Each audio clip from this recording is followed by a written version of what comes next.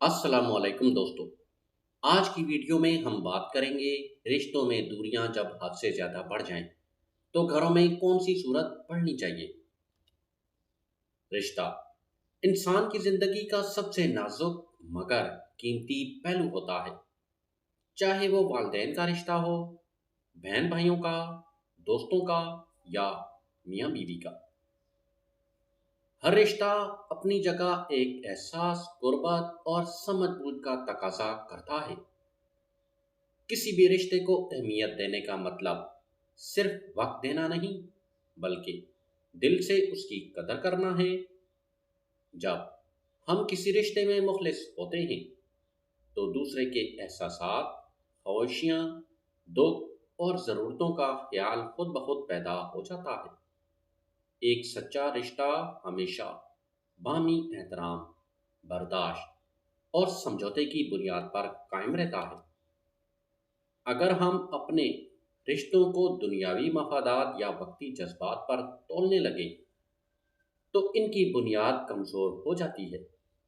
اس لیے ضروری ہے کہ ہم ہر رشتے کو اتنی ہی اہمیت دیں جتنا وہ واقعی حقدار ہے، نہ حد سے زیادہ، نہ ہی بے توجہ کے ساتھ۔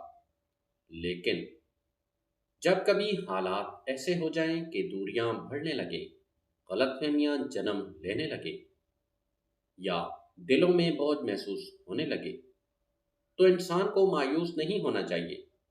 ایسے وقت میں قرآن مجید سے رہنمائی لینا سب سے بہترین عمل ہے۔ سورۃ الروم کی آیت نمبر 21 میں اللہ تعالیٰ نے فرمایا، اور اس کی نشانیوں میں سے یہ ہے کہ اس نے تمہارے لیے تمہاری ہی جنس سے جوڑے پیدا کیے تاکہ تم ان کے پاس سکون پاؤ، اور اس نے تمہارے درمیان محبت اور رحمت پیدا کی۔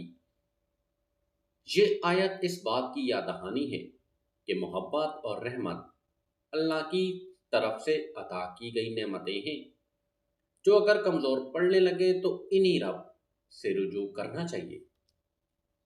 جب دلوں میں فاصلے محسوس ہوں تو سورۃ التحریم یا سورۃ الطٰہٰ کی تلاوت بھی بہت مؤثر مانی جاتی ہے، خاص طور پر اگر نیت تعلقات میں نرمی، صلح اور محبت کی بحالی ہو۔